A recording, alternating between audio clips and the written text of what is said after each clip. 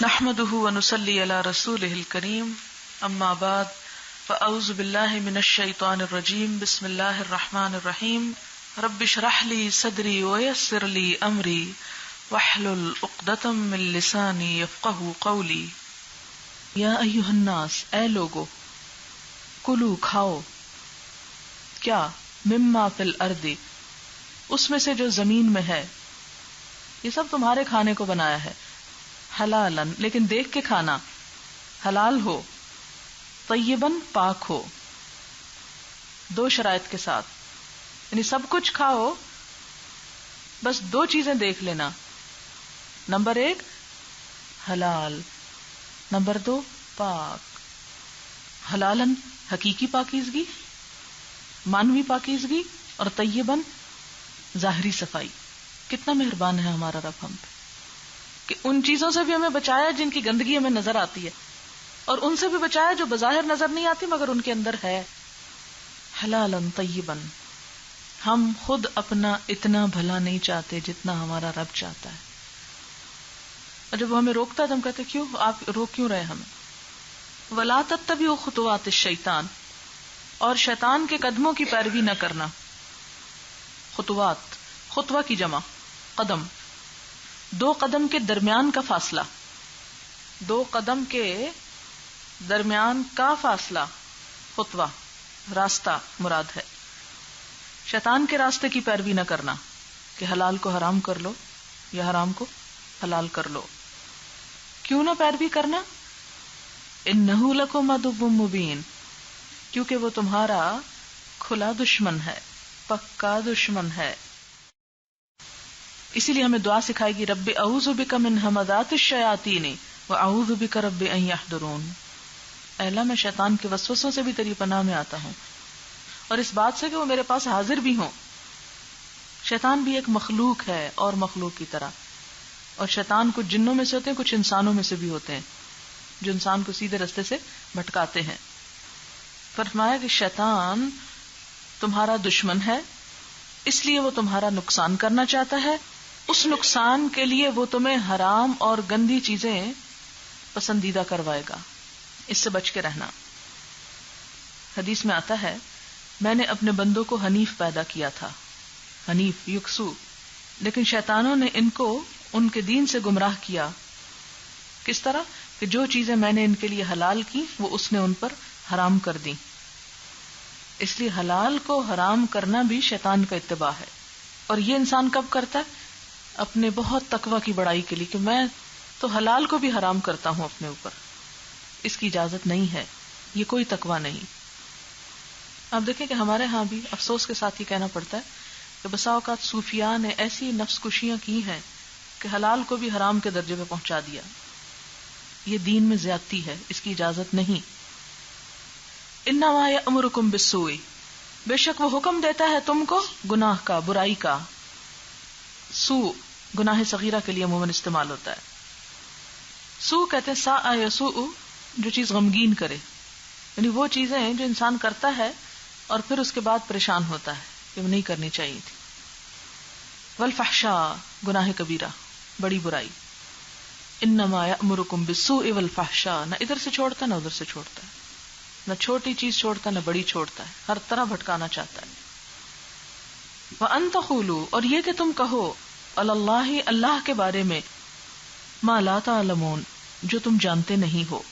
یہ اس کا ایک بہت بڑا حربہ ہے کہ تم اللہ کے بارے میں ناروا باتیں کرو۔ اچھا ہوتا کیا ہے، جب انسان کو حقیقت کا علم نہ ہو تو انسان پھر انجانے میں اپنی زبان سے وہ باتیں نکالتا رہتا ہے جو اللہ تعالیٰ نے فرمائی نہیں ہوتی یا اللہ تعالیٰ کی ذات میں نہیں ہوتی، انسان کو مختلف طرح کی غلط فہمیوں میں مبتلا کرتا ہے۔ کس طرح کرتا ہے؟ کبھی سنا آپ کو کچھ کہہ رہا ہو؟ حضرت عبداللہ بن مسعود سے روایت ہے کہ آپ نے فرمایا کہ آدم کے بیٹے کے دل میں ایک شیطانی الہام اور اثر ہوتا ہے، اور دوسرا فرشتے کی طرف سے۔ شیطانی وسوسہ کا اثر یہ ہوتا ہے کہ برے کام کرنے کے فائدے اور مصلحتیں سامنے آتی ہیں اور حق کو جھٹلانے کی راہیں کھلتی ہیں، اور فرشتے کا الہام اور اثر خیر اور نیکی پر انعام اور فلاح کا وعدہ اور حق کی تصدیق پر قلب کا مطمئن ہونا ہے، کہ جب نیکی پر دل مطمئن ہو جائے تو سمجھے کہ یہ فرشتوں کی تائید ہے، اور جب برائی پر مطمئن ہو جائے اور برائی کے فائدے نظر آنے لگے تو فوراً سوچے کہ شیطان کی طرف سے ہے. انما یأمرکم بالسوء والفحشاء وان تقولوا علی اللہ ما لا تعلمون. واذا قیل لهم، اور جب ان سے کہا جاتا ہے، کن سے؟ ایسے ہی لوگوں سے جو شیطان کے چیلے ہیں، اتبعوا ما انزل اللہ، پیروی کرو جو اللہ نے اتارا ہے، اس کی پیروی کرو. قالوا، کہتے ہیں، بل نتبع ما الفینا علیہ آبانا، بلکہ ہم تو پیروی کریں گے جس کی ہمارے باپ دادا پیروی کرتے تھے، جس پر ہم نے اپنے باپ دادا کو پایا. الفا مصدر ہے اس کا، الفا پایا ہم نے، آباءنا اپنے بڑوں کو. شریعت کے مقابلے میں آباء اور علماء کوئی حیثیت نہیں رکھتے اگر وہ اللہ رسول کے حکم کے خلاف کوئی بات کہیں. آج بھی آپ دیکھیں جب لوگوں کو کہا جاتا ہے نا کسی خاص چیز کو چھوڑنے کو، کہتے نہیں ہمارے تو خاندان کا طریقہ ہے، ہاں تو آباء و اجداد سے یہ بات چلی آ رہی ہے، میرے ماں باپ ایسے کرتے ہیں. یا پھر کیا کہتے ہیں، ہمارے مولانا صاحب نے یہ فرمایا ہے، فلاں عالم کا یہ فتویٰ ہے. نہیں، جب کوئی حکم اللہ یا اس کے رسول کا سامنے آ جائے تو پھر باقی سب پہ لکیر پھر جاتی، خواہ کوئی کتنا ہی بڑا عالم ہو، کوئی حیثیت نہیں رکھتا اگر اللہ رسول کے خلاف بات کرے. لیکن یہ چیز پیدا کرنا اپنے اندر بڑا ہی مشکل کام، کیونکہ ہم اپنے آباء کی محبت کا بھی شکار ہوتے ہیں، ان کا احترام ہوتا ہے، محبت ایک عقیدت ہوتی ہے. ہائے باپ دادا کا طریقہ چھوڑ دیں، بہت مشکل ہوتا ہے چھوڑنا. پھر اس کے بعد دوسرے درجے پہ اگر ادھر سے چھوڑ دیں تو جو ہمارے ریلیجس اسکالرز ہوتے ہیں یا جن کا ہم دین کی وجہ سے احترام اور ادب کرتے ہیں، ان کی بات ٹالنا بھی مشکل ہو جاتا ہے کہ استاد کی بات چھوڑ دیں. ہاں چھوڑ دیں اگر اللہ اور رسول کے خلاف کہے، وہ بھی کوئی حیثیت نہیں رکھتا ان دونوں کے مقابلے میں. عموماً لوگ یہ پوچھتے ہیں، اچھا یہ بتائیں اس معاملے میں امام شافعی کیا کہتے ہیں، حنفی کہتے ہیں، امام ابو حنیفہ کیا فرماتے؟ ہمیں کہنا چاہیے کہ اللہ اور اس کا رسول کیا فرماتا ہے. کسی بھی دین کے مسئلے کو پوچھنے کے لیے ہمیں کیا دیکھنا کہ اللہ اور اس کے رسول کا حکم کیا ہے، اس لیے کہ ہمیں انہی کے اتباع کا حکم دیا گیا ہے، اور ان کے بعد جتنے بھی ہیں ان کا اتباع ان کے مطابق، ان کے خلاف نہیں. ان میں سے ہر عالم نے یہی کہا کہ دیکھو میرے مقابلے میں اگر کوئی حدیث پاؤ تو میری بات ریجیکٹ کر دینا، میری بات کو مت لینا. انہوں نے تو یہی سکھایا تھا ان کو، اور اس کے لیے باقاعدہ ریفرنسز موجود ہیں جہاں ان سب علماء کے اقوال ہیں کہ انہوں نے کیا تاکید کی. اب مثال کے طور پر یہ تراویح کی بات ہی دیکھیں. تراویح نماز جو ہے مسنون جو ہے وہ 8 رکعت ہی ہے. جیسے بخاری کی حدیث میں بھی آتا ہے، صحیح روایات میں آتا ہے کہ نبی صلی اللہ علیہ وسلم، حضرت عائشہ کی روایت ہے یہ کہ رمضان ہو یا غیر رمضان 8 رکعت سے زیادہ نہیں پڑھتے تھے. 11 رکعت کی بات بھی آتی تو 11 وہ 3 وتر ساتھ ملا کے بن جاتے ہیں 11. اب آپ دیکھیں کہ اگر کسی کو کہا جائے تو فوراً کہتے ہیں حضرت عمر کے زمانے میں 20 نہیں پڑھی جاتی تھی، فوراً یہ بات کہی جاتی.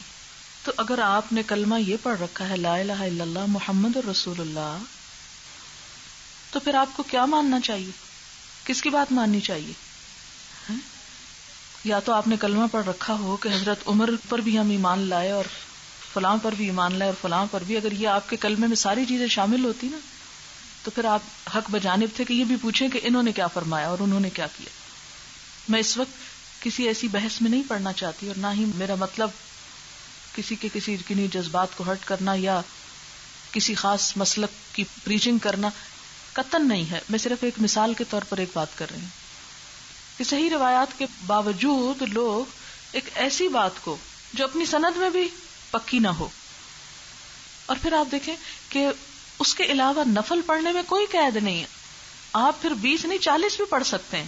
آپ کو پتا دوسرے ائمہ کے نزدیک اس سے بھی زیادہ ہے نوافل. تو نوافل تو آپ جتنے مرضی پڑھیں، کسی کو آپ 20 کا پابند کیوں کرتے ہیں؟ وہ اگر 40 پڑھنا چاہتا ہے تو پڑھے، کوئی حرج نہیں. لیکن یہ نہ سمجھے کہ وہ نبی صلی اللہ علیہ وسلم نے بھی 40 پڑھے تھے، انہوں نے تو اتنے پڑھے تھے. آپ ویسے آپ سوچتے ہیں عام دنوں میں مجھے نہیں وقت ملتا، نہیں میں پڑھ سکتی، یا رمضان میں نوافل کا بھی فرض کے برابر ثواب ہے اس لیے میں زیادہ پڑھ رہا ہوں. ڈزنٹ میٹر، پڑھیں آپ بے شک. اسی طرح اور بھی ہمارے اندر بہت ساری ایسی چیزیں ہیں کہ جن کے بارے میں ہم اسی تعصب کا شکار ہو جاتے ہیں کہ نہیں ہمارے تو مولانا صاحب نے یہ فرمایا اور ہمارے بزرگ یہ کہتے ہیں، اس لیے ہم تو وہی مانیں گے جو ہم نے آج تک سنا ہے، ہم آپ کی کیسے مان لیں. تو میں یہ آپ سے کہتی ہوں آپ میری ہرگز ہرگز ہرگز نہ مانیں، آپ مانیں اللہ اور اس کے رسول کی. میری کوئی حیثیت نہیں ہے اور نہ میں کبھی آپ کو کہوں گی کہ میری کسی بات کی آپ پیروی کریں. آپ کے لیے میں کوئی حجت نہیں، لیکن میرے لیے بھی اور آپ کے لیے بھی لازم یہ ہے کہ کوئی کام بھی جب ہمیں پتہ چلے یا خود تحقیق کر لینی چاہیے، دیکھ لینا چاہیے.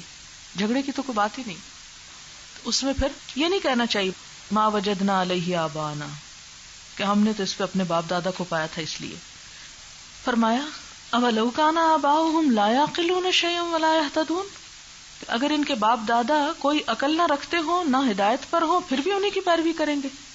یعنی ان کو اگر ایک بات سمجھ نہیں آئی اور انہوں نے کچھ کہہ دیا تو ان کی بات مانو گے اور اللہ رسول کی نہیں مانو گے. اب آپ دیکھیں کہ حضرت یوسف علیہ السلام نے کہا تھا واتبعت ملت آبائی کہ میں تو اپنے آبا کے طریقے پر ہوں. تو ان کے آبا کون تھے؟ حضرت یعقوب، حضرت اسحاق، حضرت ابراہیم، اور یہ سب کیا تھے؟ ہدایت یافتہ. اس لیے اگر آبا ہدایت یافتہ ہوں، ان کی بات درست ہو تو اسے ماننا بھی چاہیے. جیسے قرآن میں بھی آپ نے پڑھا وَأُولِي الْأَمْرِ مِنْكُمْ، جو تم میں صاحب امر ہوں اگر وہ صحیح بات کر رہے ہیں تو ان کی مانو. لیکن تقلید آبا میں اپنی عقل کو معطل مت کرو، اپنی آنکھوں سے دیکھو، آبا کی آنکھوں سے نہیں. کبھی آپ کو کھانا پیش کیا جائے تو آپ کہیں وہ میری امی نے کھا لیا تھا اس لیے مجھے کھانے کی ضرورت نہیں. اماں کا اپنا پیٹ ہے، آپ کا اپنا ہے. آپ کو نماز پڑھنے کے لیے کہا جائے آپ کو وہ انہوں نے پڑھ لی تھی، تو ان کی پڑھی آپ کو فائدہ نہیں دے گی، آپ کو خود پڑھنی. آپ ان کی عقل سے مت دیکھیں، ان کی نگاہوں سے نہ دیں. ان کے معلوم نہیں کیا حالات تھے، کیا علم تھا، کیا سورسز، کیا کچھ تھا، تو وہ حجت نہیں ہے. وَمَثَلُ الَّذِينَ كَفَرُوا، مثال ان لوگوں کی جنہوں نے کفر کیا. کس سے کفر کیا؟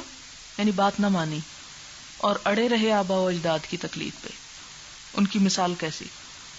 کَمَثَلِ الَّذِي يَنْعِقُ، مانند اس شخص کے ہے جو آواز دیتا ہے. یعنی جن لوگوں نے آبا کی باتیں ماننے کی وجہ سے اپنی عقل کے دروازے بند کر رکھے ہیں، ان کی مثال کیسی ہے؟ اس شخص کی طرح جو آواز دیتا ہے بما، ساتھ اس کے جو لا یسمعوا، نہیں سنتے. یعنی ان کو آواز دے رہا ہے جو سنتے ہی نہیں. نون عین قاف، ینعق، نعق، بلند آواز سے گلا پھاڑ کر کسی کو زور سے بلانا، کوے کا زور زور سے کائیں کائیں کرنا، چرواہے کا ریوڑ کو دور سے آواز دینا. کبھی گاؤں میں آپ نے سنا جب ایک اینڈ سے دوسرے اینڈ پر آوازیں دیتے ہیں کسی کو بلانے کے لیے، تو بسا اوقات آواز آتی ہے بات سمجھ میں نہیں آتی. فرمایا کہ ایسے لوگوں کو جو کہتے ہو ہم نے تو بس باپ دادا کی ماننی ہے، ان کو کوئی بات سمجھانا ایسا ہے کہ جیسے آپ کسی بکریوں کے ریوڑ یا اجڑ کو آواز دے رہے ہوں. آپ دیکھیں کہ بکریوں کو آواز تو آتی ہے لیکن ان کو انگریزی یا اردو کے ترجمہ سمجھ تو نہیں آتا کہ کیا کہا جا رہا ہے. ایسے لوگ جو اپنی عقل سے نہیں سوچتے، اپنی آنکھوں سے نہیں دیکھتے، اپنے کانوں سے نہیں سنتے، وہ دراصل کیسے ہیں؟ جانوروں کی طرح ہے کہ ان کے کانوں میں آواز پڑ رہی ہے، دماغ میں سمجھ نہیں آ رہی کہ کہا کیا گیا ہے. یا اسی طرح دیکھ رہے ہیں مگر سمجھ نہیں آتا کہ کیا دیکھ رہے ہیں. بما لا يسمع الا دعاء و نداء، مگر دعا، دعا کہتے قریب کی آواز اور ندا دور کی آواز کے لیے. دعا بامانہ اور ندا محض آواز، صرف بلند آواز. سمن بکمن عمیٌ فہم لا یعقلون، بہرے ہیں، گنگے ہیں، اندھے ہیں، کچھ نہیں عقل رکھتے، حق کی آواز نہیں سنتے، حق ان کی زبان سے نہیں نکلتا، حق کو دیکھتے نہیں. یعنی ان لوگوں کی حالت بے عقل جانوروں کی طرح ہے جن کے گلے اپنے اپنے چرواہوں کے پیچھے چلے جاتے ہیں، بغیر سمجھے بوجھے ان کی صداؤں پر عمل کرتے. اور دوسرا مطلب کیا ہے کہ ان کو دعوت و تبلیغ کرتے وقت یوں معلوم ہوتا ہے کہ گویا جانوروں کو پکارا جا رہا ہے، جو صرف آواز سنتے مگر کچھ سمجھتے نہیں کہ بولنے والا بول کیا رہا ہے. اسی طرح ان کو جب تبلیغ کی جاتی ہے تو یہ بات کو سمجھنے کی کوشش نہیں کرتے، وہ بات ان کے لیے محض ایک آواز ہوتی جو ان کے کانوں سے لگ کے گزر گئی، اندر کچھ نہ ٹکا، کچھ سمجھ نہ آئی. فہم لا یعقلون، ایسے لوگوں کو ہدایت نہیں ملا کرتی. یا ایھا الذین آمنو، اے لوگو جو ایمان لائے ہو، کلوا من طیبات ما رزقناکم، کھاؤ اس میں سے جو ہم نے تمہیں رزق دیا، لیکن کیا کھاؤ؟ طیبات، پاکیزہ چیزیں، صاف ستھری، اچھی. طیب میں صاف بھی آتا ہے اور عمدہ بھی آتا ہے.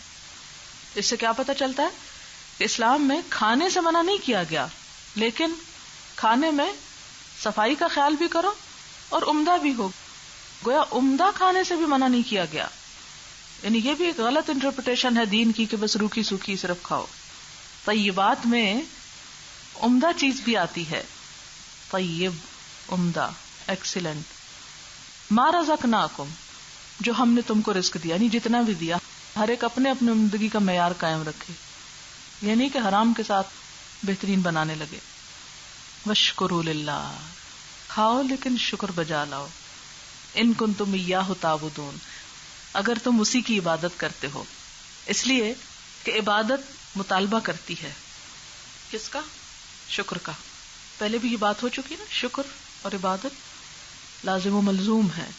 عبادت کی روح شکر ادا کرنا ہے. عبادت صرف نماز روزے کا نام نہیں، عبادت رزق حلال پاک چیزوں کے کھانے کا نام بھی ہے.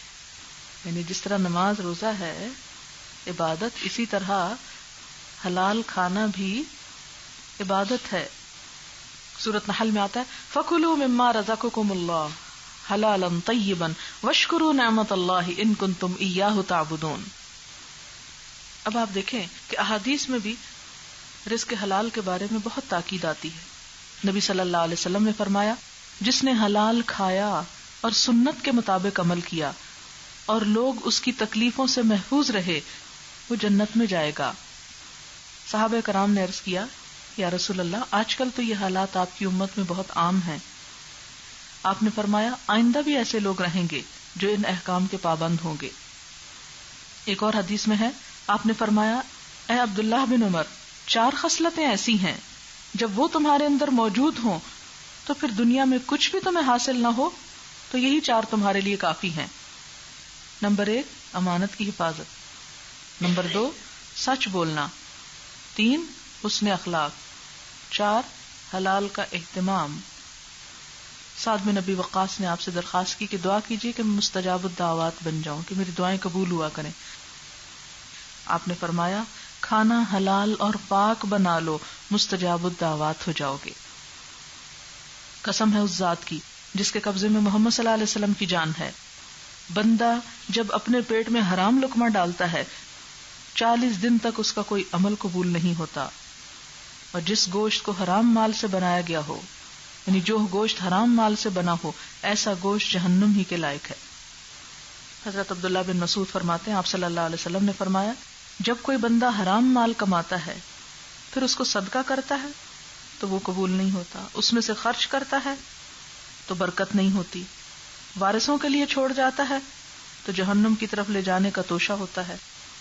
بے شک اللہ بری چیز سے برے عمل کو نہیں دھوتا، اچھے عمل سے برے عمل کو دھو ڈالتا ہے. آپ دیکھیں نا جیسے کارپیٹ پر کوئی چیز گندی گر گئی اور آپ میلا جھاڑو اٹھا لائیں اور اس سے صاف کرنا شروع کریں تو وہ کیا ہوگا اور پھیل جائے گی. صاف پانی سے ہی کپڑے صاف ہوتے ہیں، اور اگر آپ کلرڈ پانی سے یا میلے پانی سے دھونے لگ جائیں تو سارا دن دھوتے رہیں کبھی صاف نہیں ہوں گے. ایسے ہی ہے نا. اسی طرح اگر انسان صدقہ خیرات کرتا اور وہ رزق حرام میں سے کرتا ہے تو وہ صدقہ خیرات قبول نہیں ہوتا، وہ گناہوں کی بخشش کا ذریعہ نہیں بنتا. بتایا گیا کہ حرام کیا کچھ. آپ دیکھیں سب کچھ حلال ہے، بس چند چیزیں حرام. انما حرم علیکم المیتہ، اس نے تم پر مردار حرام کیا. مردار مری ہوئی چیز، والدم اور خون، ولحم الخنزیر خنزیر کا گوشت، وما اہل بہ لغیر اللہ اور جس پر اللہ کے سوا کسی اور کا نام لیا جائے.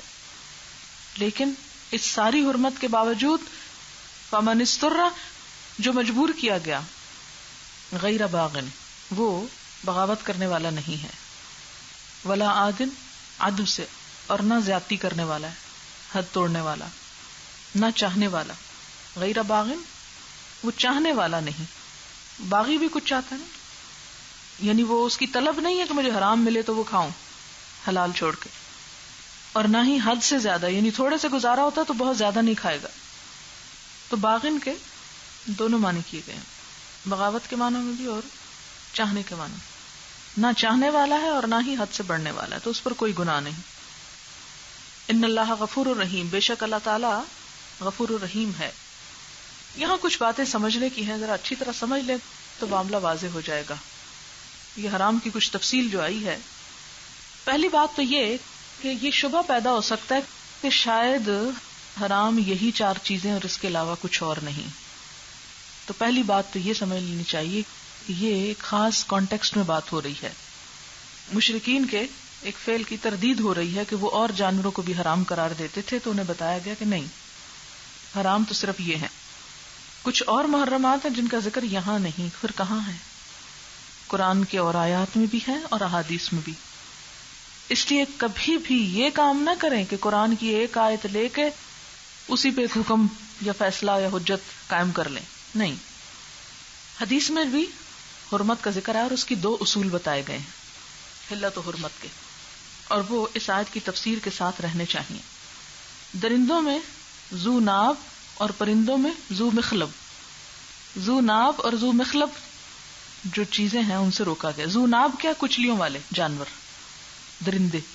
کچلیاں یہ بڑے دانت پیچھے کے جو درندے جس سے چباتے ہیں، مولرز. اور پرندوں میں ذو مخلب جو پنجے سے شکار کرتا ہے. یہ پرندے یہ بھی حرام ہیں. تیسرے، جن جانوروں کی حرمت حدیث سے ثابت ہے جیسے گدھا، کتا وغیرہ. تو اس سے کیا پتہ چلتا ہے کہ حدیث بھی دین کا ماخذ ہے قرآن کے ساتھ، اس کے بغیر دین مکمل نہیں ہوتا. تو یہاں جو چیزیں منع کی گئی وہ کیا ہے؟ مردار. مردار کیا ہے؟ ہر وہ جانور جو اصلاً تو حلال ہو لیکن ذبح کیے بغیر طبعی طور پر یا کسی حادثے سے، ایکسیڈنٹ سے مر گیا ہو، یا شرعی طریقے کے خلاف ذبح کیا گیا ہو، یعنی چھری گلے پہ پھیرنے کی بجائے سر پھوڑ دیا گیا ہو مثلا، تو یہ درست نہیں. یا جھٹکے سے مارا گیا ہو، گلا گھونٹ کے، یا پتھر اور لکڑی وغیرہ سے مارا گیا ہو، تو یہ بھی حلال نہیں. ہاں، حدیث میں 2 مردار جانور جو ہیں وہ حلال ہیں. نمبر 1 مچھلی اور نمبر 2 ٹڈی. خون سے مراد بہتا خون، دمن مسفوحن ایک اور جگہ پر آتا ہے، یعنی جو ذبح کے وقت بہہ کے نکلتا ہے.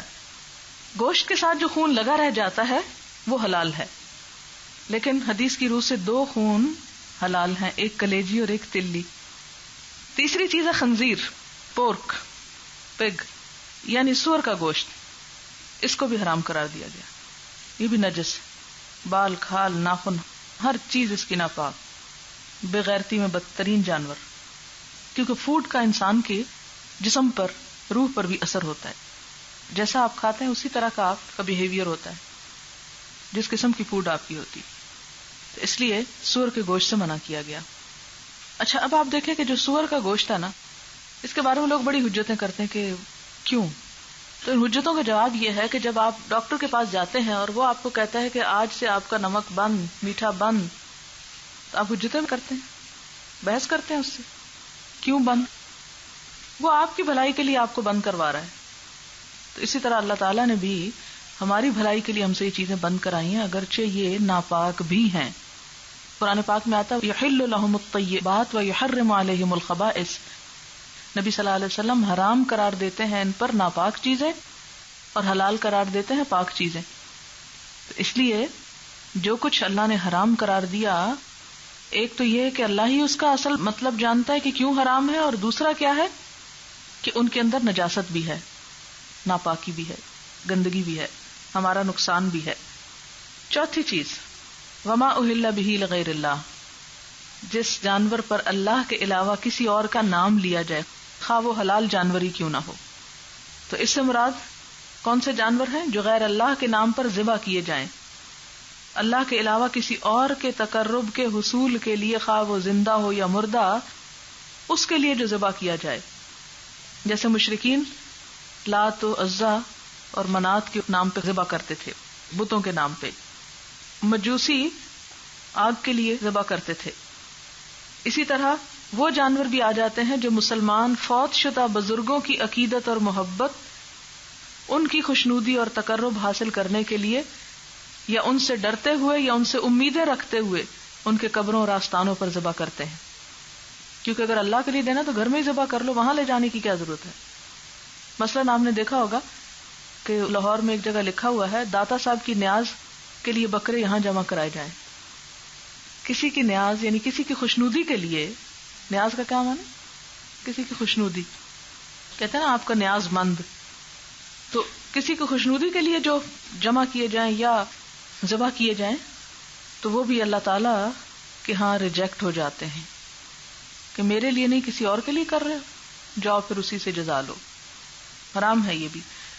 پھر حدیث میں آتا ہے ملعون من ذبح لغیر اللہ، لعنت کی گئی اس شخص پر جو اللہ کے علاوہ کسی اور کے لیے ذبح کرے. تفسیر عزیزی میں آتا ہے کہ علماء کا اس بات پر اجماع ہے کہ اگر کسی مسلمان نے کوئی جانور غیر اللہ کا تقرب حاصل کرنے کی نیت سے ذبح کیا تو وہ مرتد ہو جائے گا اور اس کا ذبیحہ ایک مرتد کا ذبیحہ ہوگا. یہ بہت بڑا جرم ہے. اچھا ایک ہوتا ہے کسی کی طرف سے، مثلا والدین کی طرف سے تو آپ ان کو ثواب پہنچانے کے لیے کرتے ہیں، وہ اور چیز ہے، لیکن کسی کے نام پر کرنا اور چیز ہے. کسی بزرگ سے یہ چاہنا کہ میں اس کے نام پہ بکرا ذبح کروں اور وہ مجھے قیامت کے دن چھڑا لے، یہ ٹھیک نہیں ہے. کیونکہ قرآن پاک میں آتا ہے فصل لربک وانحر، نماز پڑھو اپنے رب کے لیے اور قربانی بھی رب کے لیے کرو. تو اہل جاہلیت جو ہیں یہ کیا کرتے تھے، جنات کے خوف سے بچنے کے لیے اور ان کا تقرب حاصل کرنے کے لیے قربانیاں کیا کرتے تھے. یا جب کوئی نیا مکان یا نیا گھر خریدتے تو اس پر جنات کے نام پہ ذبح کرتے تھے کہ وہ ہم سے خوش ہو جائیں اور ہمیں کچھ نہ کہیں. فمن استر، تو جو کوئی مجبور کیا گیا، بھوکا مر رہا ہے، غیر باغن، نہ وہ چاہنے والا ہے نہ حد سے بڑھنے والا ہے، نہ وہ اس حرام کی تلاش میں ہے کہ حرام ہی ملے تو کھاؤں، اور نہ ہی وہ ضرورت سے زائد کھانے والا ہے، فلا اسم علیہ، تو اس پر کوئی گناہ نہیں. مثلا ایک شخص انتہا درجے کا بیمار ہے تو لائف سیونگ ڈرگز میں اگر کوئی ایسی چیز ہے تو زندگی بچانے کے لیے اس کا استعمال درست ہے. ان اللہ غفور الرحیم، بے شک اللہ تعالی غفور الرحیم ہے. ان الذین، بے شک وہ لوگ، یکتمون، جو چھپاتے ہیں، ما انزل اللہ، جو اللہ نے اتارا، من الکتاب، کتاب میں سے، ویشترون، اور بیچتے ہیں، بھی اس کو، ثمنا قلیلا، تھوڑے پیسوں کے عوض، اولئک، یہی لوگ، ما یاکلون، نہیں کھا رہے، فی بطونہم، اپنے پیٹوں میں، بطن کی جمع الا النار، سوائے آگ کے. اب اس کے فوراً بعد دیکھیں یہ آیت کتنی سخت آئی ہے.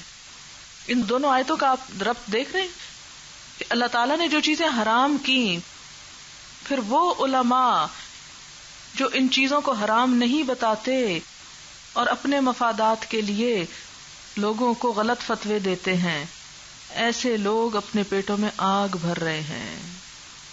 ان الذین یکتمون، بے شک وہ لوگ جو چھپاتے ہیں، ما انزل اللہ، جو اللہ نے اتارا، من الکتاب، کتاب میں سے. کیوں نہیں وہ بتاتے کہ غیر اللہ کے نام پر ذبح کیا ہوا حرام ہے. وَيَشْتَرُونَ بِهِ ثَمَنًا قَلِيلًا، اور اس کے عوض حقیر فائدے لیتے ہیں، یعنی دنیاوی مفاد. ایسے لوگ اپنے پیٹوں میں آگ بھر رہے ہیں. اصل میں جتنے بھی غلط توہمات ہوتے ہیں اور غلط رسمیں، بے جا پابندیاں جو نئی شریعت بن جاتی ہیں، ان سب کی ذمہ داری علماء پر ہوتی ہے کہ وہ لوگوں کو واضح کیوں نہیں کرتے حق، جن کے پاس کتاب کا علم ہوتا ہے اور وہ لوگوں تک نہیں اس علم کو پہنچاتے. کیونکہ ہوتا کیا ہے کہ جب ایک غلط رسم پھیل جاتی ہے اور سب کی پسندیدہ ہو جاتی تو ایک شخص اگر کہتا ہے یہ غلط ہے تو وہ تو سب کی نگاہوں میں کانٹا بن جائے گا اور سب اسے توڑنے کی فکر کریں گے، نکال پھینکنے کی. تو اس لیے انسان کہتا ہے کہ میں کسی کی نظر میں کیوں برا بنوں، میں تو وہی کروں گا جو لوگ کر رہے ہیں. دیکھیں ذرا کتنی شدید ناراضگی اللہ تعالیٰ کی. وَلَا يُكَلِّمُهُمُ اللَّهُ يَوْمَ الْقِيَامَةِ، اللہ ایسے لوگوں سے قیامت کے دن کلام نہ کرے گا، بات نہ کرے گا. کیوں اتنا شدید جرم؟ اس لیے کہ یہ صرف خود گمراہ نہیں، انہوں نے نسلوں کو گمراہ کر دیا اللہ کی کتاب کو چھپا کر، اللہ کی کتاب کو لوگوں تک نہ پہنچا کر. اچھا میں اکثر اس پہ سوچتی ہوں ان کا مفاد کیا ہے کتاب چھپانے میں؟ اب مجھے سمجھ آتی ہے مفاد یہ کہ کتاب تو حقائق کھول دے گی، پھر یہ اپنی باتیں اور اپنے فلسفے اور اپنے بدعات کیسے عام کریں گے؟ جب لوگ قرآن پڑھ لیں گے تو کوئی ان کی بات مانے گا من گھڑت؟ پھر یا تو کوئی نہیں مانے گا، پھر تو سب کی آنکھیں کھل جائیں گی، دیکھو کتاب کیا کہہ رہی ہے. تو اس لیے وہ کتاب کو چھپا کے رکھتے تھے کہ لوگوں کو حقیقت کا پتہ ہی نہ چلے. وَلَا يُزَكِّيهِمْ، ایسے لوگوں کو اللہ پاک بھی نہیں کرے گا. پاک نہیں کرے گا یعنی جلا جلا کے جلائے گا کہ ان کے گناہ صاف ہی نہیں ہوں گے، اتنے زیادہ ہوں گے کہ وہ کسی وقت نکل کے جنت میں پہنچے. وَلَهُمْ عَذَابٌ أَلِيمٌ، ان کے لیے دردناک عذاب ہے. آج بھی آپ دیکھیں کہ قرآن کی اس واضح تعلیم کے برعکس ہمارے معاشرے میں کتنی بدعت اور رسمیں کھلے عام کیسے کیسے شرک ہو رہے ہیں. کیوں نہیں روکتے؟ قرآن نے یہودی علماء کے بارے میں کہا لولا ینہاہم الربانیون والاحبار، ان کے ربانی اور علماء اور جو ان کے فقہا ہیں یہ کیوں نہیں روکتے لوگوں کو حرام کام کرنے سے؟ کیوں نہیں منع کرتے ان کو حرام کھانے سے؟ اگر روکتے ہوتے تو کیا ہمارے معاشرے میں اتنا شرک ایسے ہی عام ہوتا؟ اولئک الذین اشتروا الضلالۃ بالہدی، ایسے لوگوں نے ہدایت کو پیچھے پھینک کے گمراہی کو ترجیح دی. اشتروا خریدنے کے معنی میں، لیکن مراد اس سے ترجیح دینا. والعذاب بالمغفرہ، مغفرت کے بدلے عذاب لے لیا. فما اصبرہم علی النار، کتنا صبر ہے ان کا آگ پر. فما اصبر جو ہے یہ افعال تعجب میں سے ہے، کس قدر صبر کرنے والے ہیں، کیا صبر ہے ان کا. اس کا لفظی ترجمہ کیسے ہوگا؟ کیا صبر ہے ان کا کہ جانتے ہیں کہ شرک کا نتیجہ آگ ہے، اس کے باوجود لوگوں کو اس سے روکتے نہیں. ذالک بان اللہ نزل الکتاب بالحق، یہ اس وجہ سے کہ اللہ نے کتاب حق کے ساتھ اتاری ہے، اللہ نے کتاب میں بالکل درست باتیں اتاری ہیں. وان الذین اختلفوا فی الکتاب، اور بے شک وہ لوگ جنہوں نے کتاب میں اختلاف کیا، لفی شقاق بعید، دور کی مخالفت میں مبتلا ہیں، وہ اپنے جھگڑوں میں حق سے بہت دور چلے گئے ہیں. اگر کتاب کو پڑھیں اور پڑھائیں اور عام کریں تو یہ مشکل نہ رہے، حق سامنے آ جائے. لیکن چونکہ یہ حق سے اختلاف کرتے ہیں اس لیے یہ مخالفت میں بہت دور چلے گئے ہیں. اب یہ پلٹنا نہیں چاہتے، اب انہوں نے اپنے لیے انا کا مسئلہ بنا لیا ہے. ایسے ہی ہوتا ہے، انا کا مسئلہ بن چکا ہے لوگوں کے کہ کیسے روکیں.